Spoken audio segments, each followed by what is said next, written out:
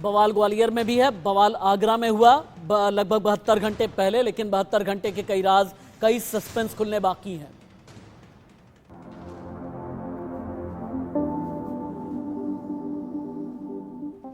आगरा बवाल को लेकर बहुत बड़ा खुलासा, वीडियो में हमले की तैयारी करते दिखे सत्संगी पुलिस पर हमला करने के लिए काट रहे हैं पाइप। पुलिस पर हमला करने की पहले से तैयारी थी, इस तरह के इंडिकेशंस मिल रहे हैं। पुलिस के आते ही सत्संगियों ने अटैक कर दिया। इंडिया न्यूज़ वायरल वीडियो की पुष्टि नहीं करता, एक बार वीडियो दिखाया जाए। ये वो वीडियो है जो वायरल है। क्या सत्संगी पुलिस पर हमला करने के लिए पहले से ही तैयारी कर रहे थे? सवाल बहुत बड़ा है।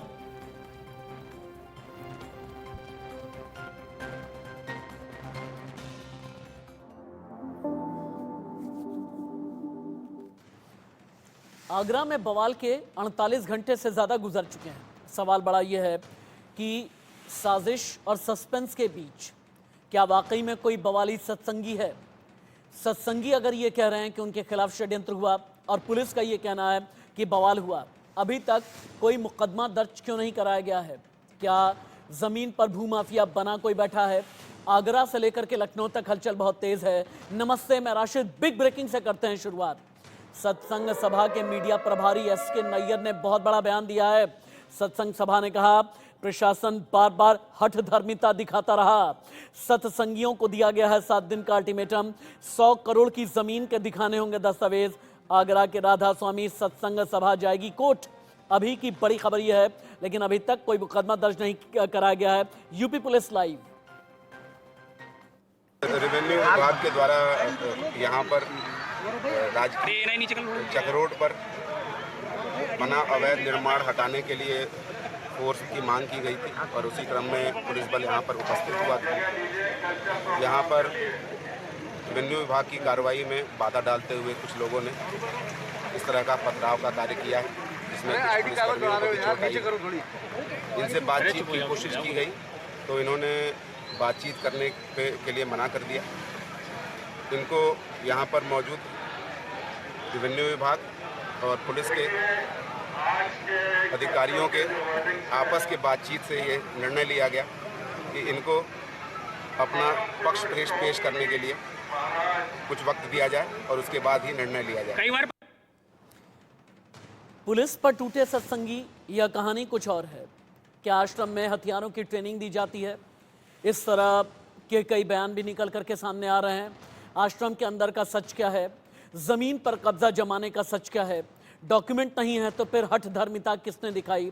पुलिस के साथ झड़प वाला असली विलन कौन है? किसने बवाल काटा? षड्यंत्र का सूत्रधार कौन है? ये सब कुछ जानने के लिए आपको ग्राउंड जीरो लेकर के चलना जरूरी है। यूपी के शहर आगरा से ठीक उसी जगह जहां पर बवाल हुआ मेरे सहयोगी मनोज चाहर लाइव हैं। इसके अलावा यूपी की राजधानी लखनऊ से मारतंड भी मेरे साथ में जुड़े हैं। मनोज, सबसे पहले आपके पास आते हुए, षड्यंत्र का सूत्रधार कौन है? सवाल नंबर 1। अभी फिलहाल जहां पर बवाल हुआ वहां पर माहौल कैसा है? दोनों ही तरफ से अभी तक कोई मुकदमा किया नहीं गया है। 7 दिन के अल्टीमेटम में अभी कितने दिन बाकी हैं? सत्संगी क्या कर रहे हैं?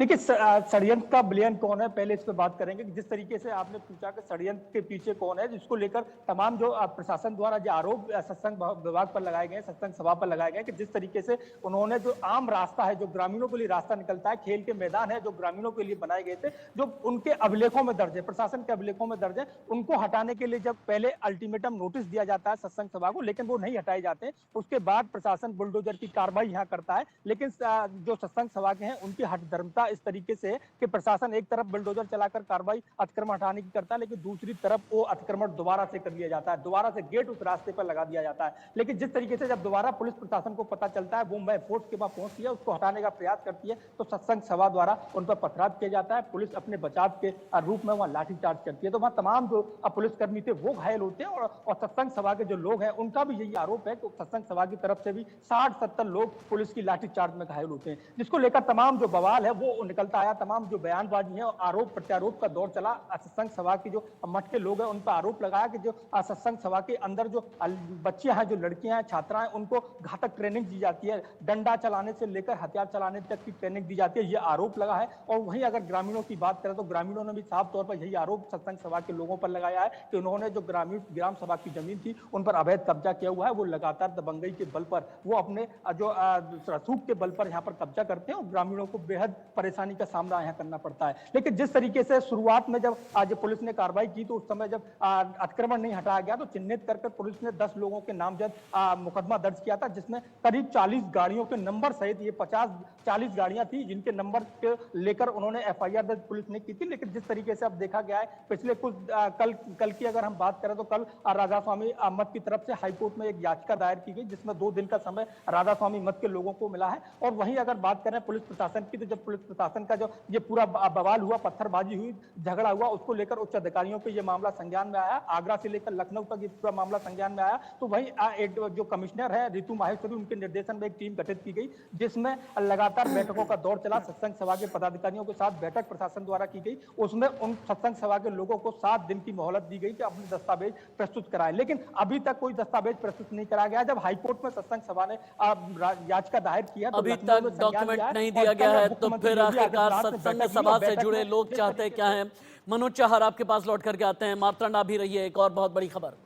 आगरा में विवाद के बाद दयालबाग में सन्नाटा अभी भी पसरा है। अभी किसी भी पक्ष की ओर से मुकदमा दर्ज नहीं किया गया।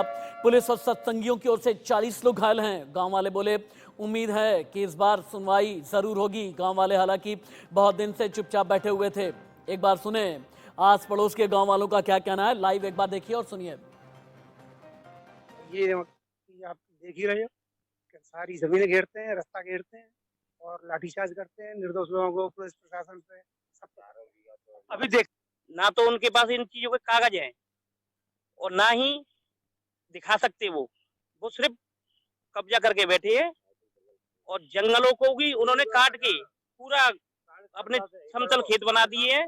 और खेत बना के आज वो उन पर बैठ गए लट लेके कि इन्हें हम करेंगे, हम इनके मालिक हैं। ये तो खुद ही क्रिमिनल्स हैं सारे।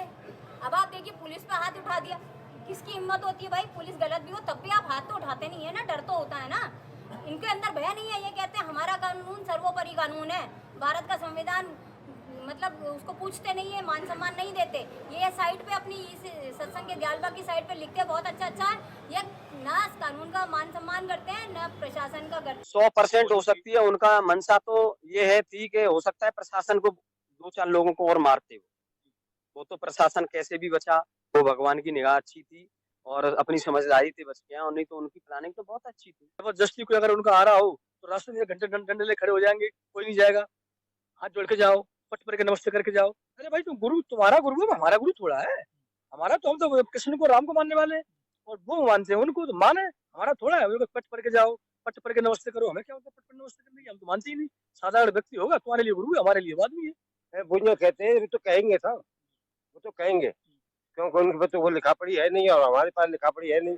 वो लोग दे गए, दान में दे गए, कैसे दे गए, अंगूठी लगवाए, क्या करा क्या। मनोज चाहर के पास एक बार फिर चलते हैं। मनोज चाहर, 2-3 चीजें आपके जरिए मैं जानना चाहता हूं। क्या ये बात सच है कि आश्रम के अंदर हथियारों की ट्रेनिंग दी जाती थी? क्योंकि सोशल मीडिया पर भी कई वीडियोस वायरल हैं। अब इनकी सच्चाई क्या है आप बेहतर बता पाएंगे।